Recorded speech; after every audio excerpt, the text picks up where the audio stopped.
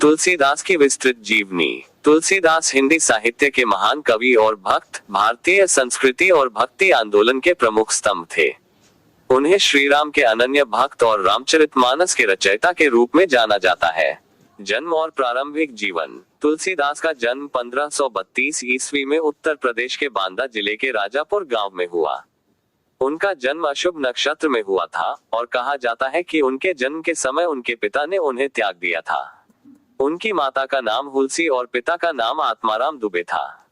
कहा जाता है कि तुलसीदास का जन्म सामान्य नहीं था। वे गर्भ में 12 महीने तक रहे और जन्म लेते ही राम शब्द का उच्चारण किया। उनकी जन्मजात विशेषताओं के कारण उनका नाम रामबोला रखा गया। तुलसीदास के बचपन में ही उनकी माता का निधन हो गया और उनका पालन पोषण एक दासी द्वारा किया गया। कुछ समय बाद मुनि नरहरिदास ने उन्हें गोद लिया और उनकी देखभाल की।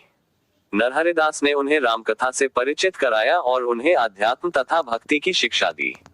शिक्षा और विवाह। तुलसीदास ने काशी वाराणसी में वेद, पुराण, उपनिषद और संस्कृत की शिक्षा प्राप्त की।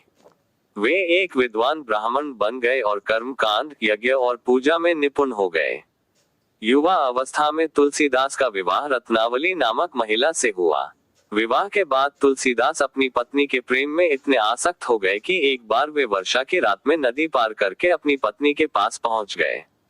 इस पर उनकी पत्नी ने उन्हें फटकारते हुए कहा, जिनके ऐसे प्रेम राम में होते तो तुम्हारा उद्धार हो जाता।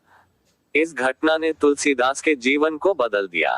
उन्होंने सांसारिक जीवन त्याग कर भक्ति के मार्ग पर चलने का संकल्प लिया।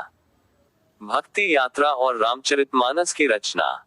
तुलसीदास ने भगवान राम के जीवन को समझने और उनके प्रति अपनी भक्ति को गहराई से महसूस करने के लिए कई तीर्थ यात्राएं की। उन्होंने अयोध्या, चित्रकूट, प्रयाग, काशी और चित्रकूट जैसे धार्मिक स्थलों का भ्रमण किया। रामचरितमानस। तुलसीदास ने 1574 ईस्वी में अवधी भाषा में रामचरितमानस की रचना की। ये ग्रंथ भगवान राम के जीवन की कथा है जो वाल्मीकि रामायण पर आधारित है।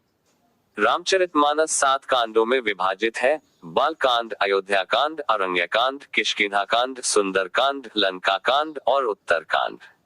रामचरितमानस को सरल और मधुर भाषा में लिखा गया ताकि साधारण जनता भी इसे पढ़ सके। इस ग्रंथ ने भक्ति आंदोलन को नई दिशा दी और समाज में नैतिकता और धर्म की स्थापना की। अन्य रचनाएं।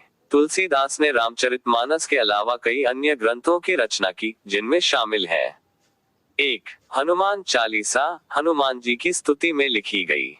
2. कवितावली, भगवान राम की लीलाओं का वर्णन।